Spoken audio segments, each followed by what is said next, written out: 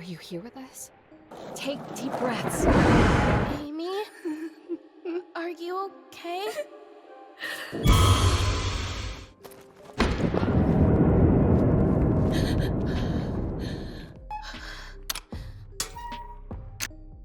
Hey, what's going on, guys? Welcome back to another review. This time around, we are here with Cozy Game Pal and Bloomhouse Games' Fear the Spotlight. Now, this is a game I was able to check out originally at Summer Games Fest, and I met the amazing developers behind this game, Krista and Bryant. They're some of the most down-to-earth, most humble people I have met. I would probably say at an industry event in some time.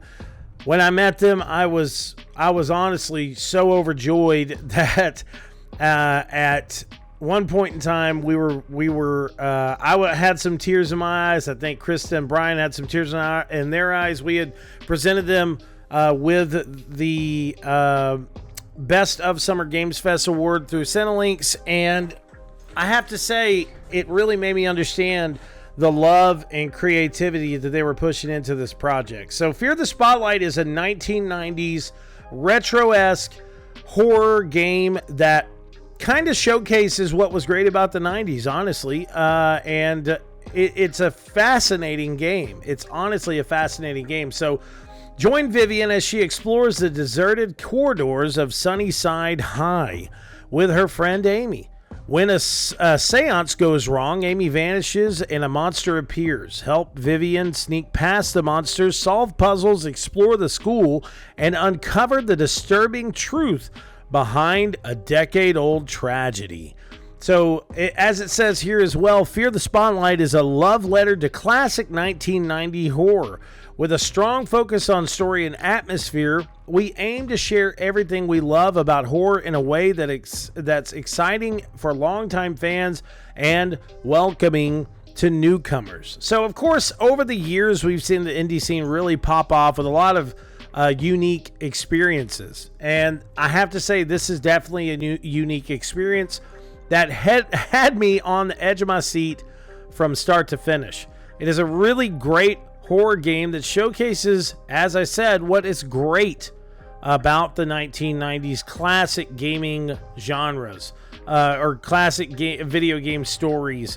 It was a wonderful experience from start to finish. The voice acting is great. The music, it really kind of keeps you on the edge of your seat.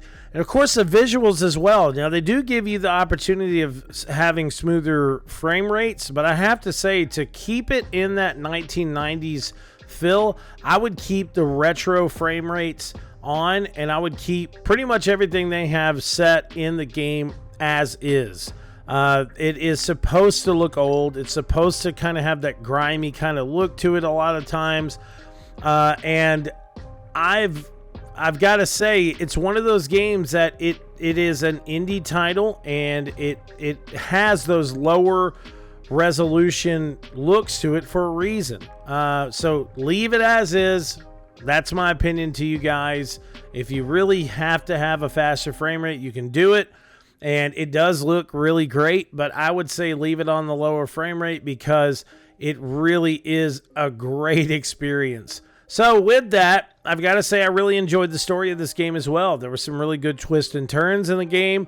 I feel that there was a lot that was revealed later in the game that was really cool and was a great connection. There's a lot of notes that you'll find and puzzles that you'll solve.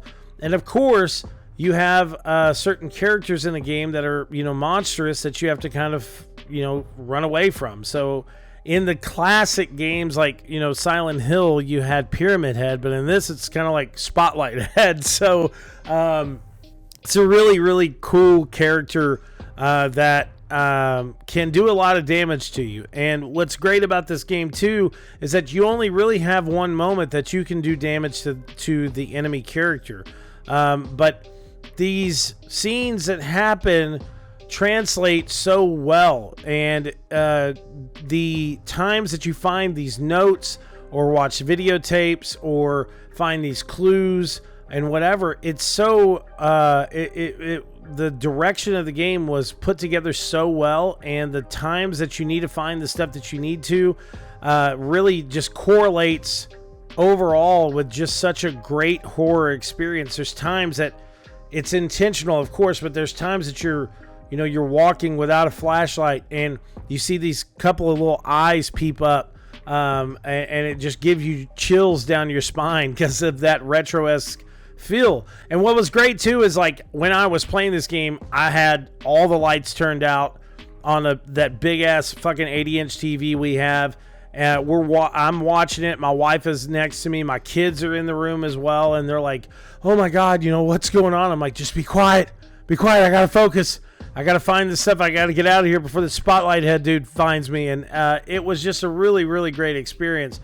And to tote as well, and I'm not trying to just make their heads big, but Krista and Brian have a ton of really great backgrounds from where they come from. Krista was an art director at Nickelodeon and was a art lead on the Animaniacs, which, shout out, hey Krista, come on now, like, you're just trying to get me nostalgic here by having these type of things in your background. And of course, Brian worked on The Last of Us, Uncharted, and Journey, some of my favorite games of all time. So to see them come together and make this project happen really showcases the type of love and passion that they have for gamers, and of course for the horror genre. So I really hope this is not their last horror game, because this is a really great experience.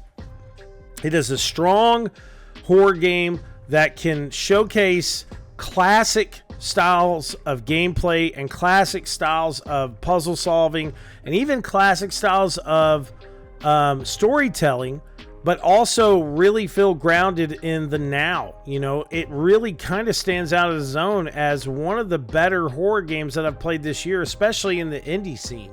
So with it being, only 9 days away from Halloween right now when I'm recording this, I'm telling you guys, this is a game that you need to check out. It's available on Steam, on PlayStation, on Xbox, and of course on Switch, for the low cost of $19.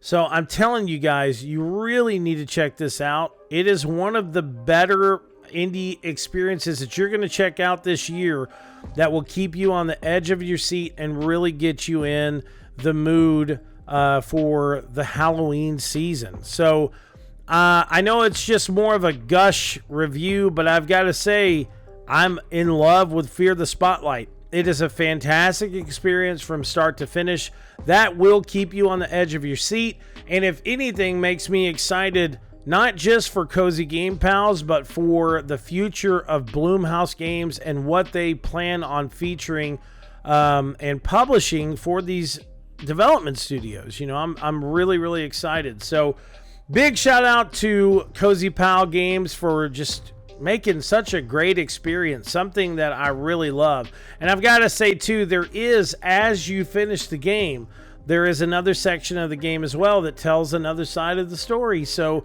there's a lot to really check out with this game, and I think you'd really enjoy it if you checked it out. So with that being said, I am going to give Fear the Spotlight a 5 out of 5. Fear the Spotlight is a great horror game that brings back the classic 1990s horror genre in such a great way. It is a grand slam. It is a touchdown. It is however, I don't know. I've been watching a bunch of sports recently, so that's the best way of really saying it.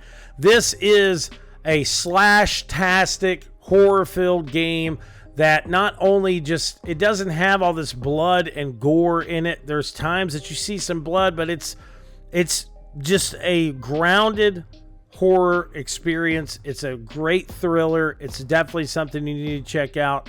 And for that cheap, come on guys, check it out. 5 out of 5. Thank you guys so much for watching this review, and I'll talk to you soon. Peace out.